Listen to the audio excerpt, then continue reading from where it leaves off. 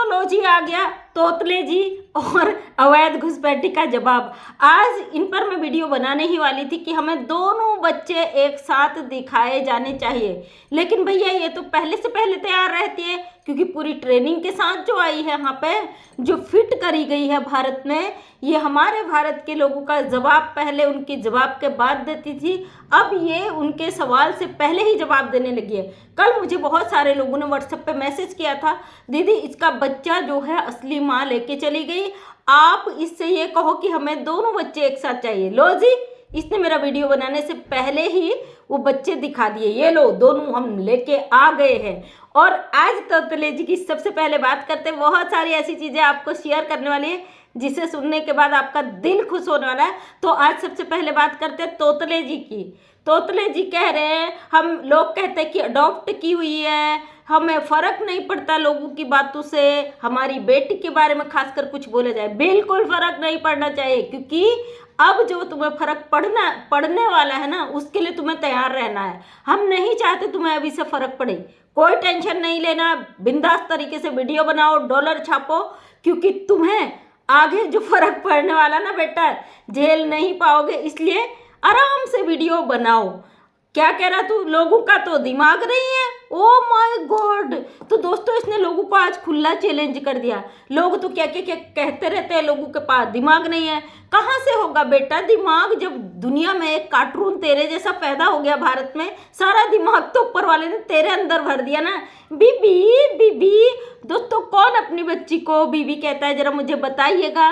कल इसकी माँ ने एक फेक मतलब रियल ड्रामा था, इसकी माँ के मुंह से निकल पड़ा जे तो सचिन पे गया है गो, और लोगों ने उस चीज़ को लेके जब इसको ट्रोल किया है, आज इस बंदे ने उस बच्ची को बड़े प्यार से बड़े धीरे धीरे से मेरी बेटी, मेरी बीबी, मेरी बीबी, इसने आज फुल फ्लैश यहाँ पे लोगों के साथ आंखों में धूल झोंकने का प्रयास किया है। लेकिन नहीं जी, तुम हमारी आंखों में धूल नहीं झोंक सकते हो क्योंकि हम तुमसे 10 कदम आगे तैयार रहते हैं। तो ये कहता है हमें फ़र्क नहीं पड़ता है, नहीं पड़े फ़र्क, ये कहता हमें मेरी बच्ची के बारे में कुछ, अरे भगोड़ी जो तू यहाँ ड्रामे करती है ना बेटा, बड़ा ताजुब लगता है कि यहाँ पे जिस तरीके से तो फंसी हुई है। और दोस्तों बता दूँ इनकी इतनी मार कुटाई आज भी होती है, फ़र्क सिर्फ इतना है, पहले जो मार कुटाई होती थी इसे चश्मा पहनने की ज़रूरत पड़ती थी, जब आँख फोड़ दी जाती थी, इसको सर पे 1 किलो सिंदूर भरने की ज़रूरत पड़ती थी जख्म को छुपाने के लिए,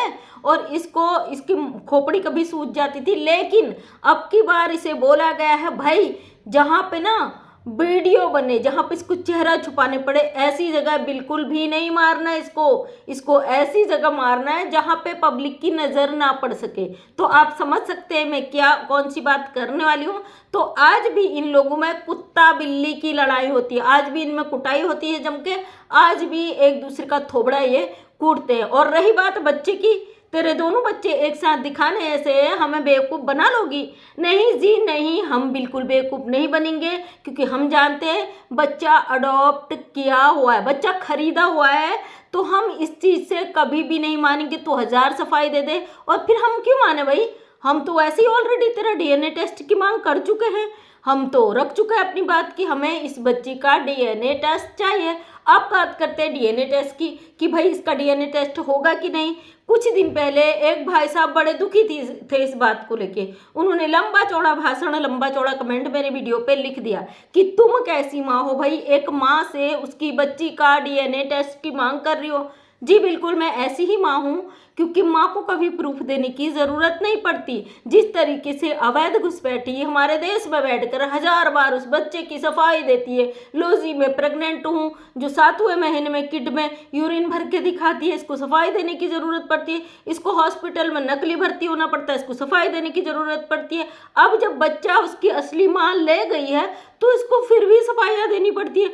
अब बता देती हूँ, डीएनए टेस्ट हम मांग कर रहे हैं और डीएनए टेस्ट होगा ज़रूर, क्योंकि डीएनए टेस्ट इसलिए नहीं होगा कि ये सच है या झूठ है, डीएनए टेस्ट इसलिए होगा क्योंकि ये 10 बच्चे पैदा कर ले, कानूनन इस पर कोई फर्क नहीं पड़ने वाला केस पे।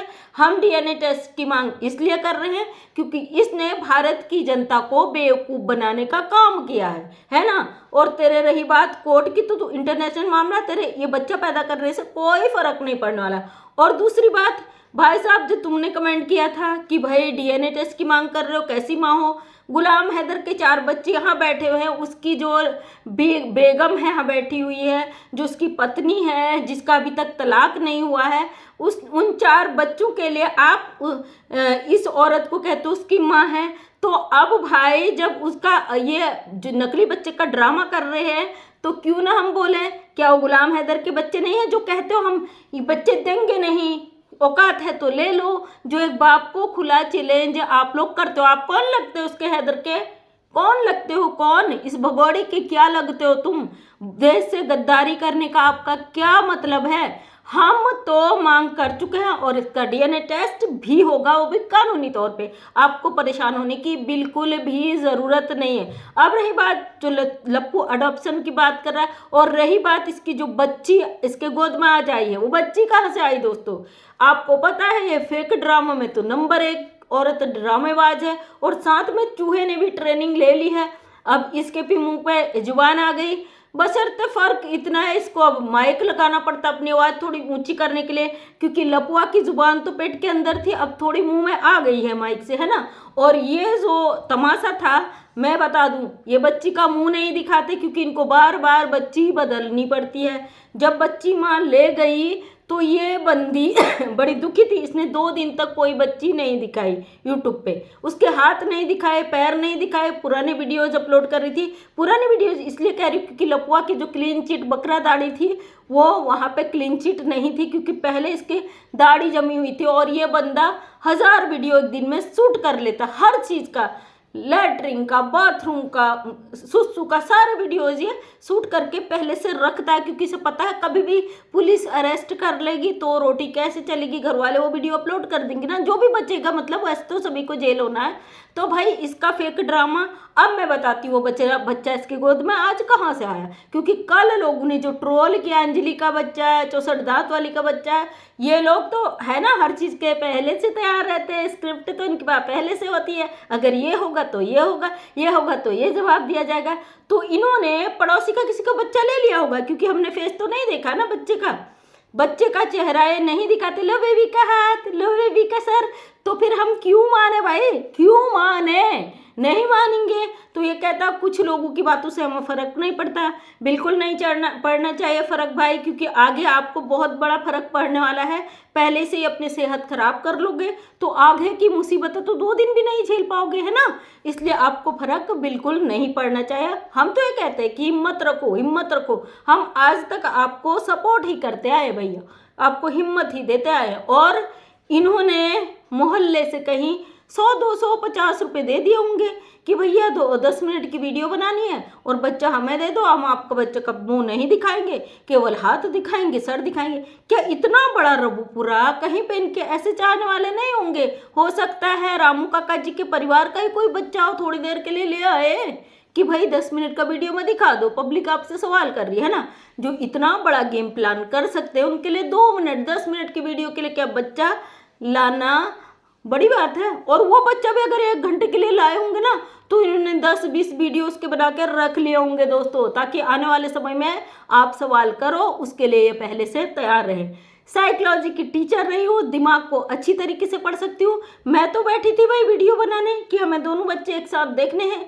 जैसे यूट्यूब ऑन किया तो मैडम ने पहले ही 2 बच्चे दिखा दिए, तो फिर मैं क्या उस पर वीडियो बनाती। मैंने कहा चलो उसी पे मैं रिएक्शन दे देती हूँ, क्योंकि हमें जो हकीकत पता था वो चीज़ हम पहले से जानते हैं। और भगोड़ी तू तैयार रहना, तुझे टेंशन बिल्कुल भी नहीं होना चाहिए, मुझे भी नहीं है ना टेंशन। देखो कल तक मेरा कैमरा ब्लर आ रहा था, आज मैंने कैमरा सही करवाया तो आज मेरा कैमरा साफ आ रहा है, तो मेरा टेंशन भी नहीं दिख रहा होगा।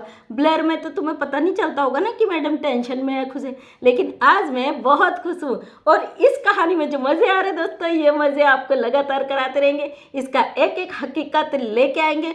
आप देख रहे हो ना, पहले दिन में 1 वीडियो आता था हमारा, 2 आ जाता था बहुत से बहुत। अब हम इसकी 3-4 जितनी भी अपडेट आती है वो आपको अपडेट के माध्यम से दे देते हैं, क्योंकि इतना टाइम नहीं होता कि घंटों की लाइव करके इस बकवास औरत के लिए अपनी जुबान खराब करें, है ना। इसलिए जुबान को खराब नहीं करते हुए नेक्स्ट अपडेट इससे भी धमाकेदार आपके लिए लेके आने वाली हूँ। तब तक के लिए थैंक यू, धन्यवाद, शुक्रिया।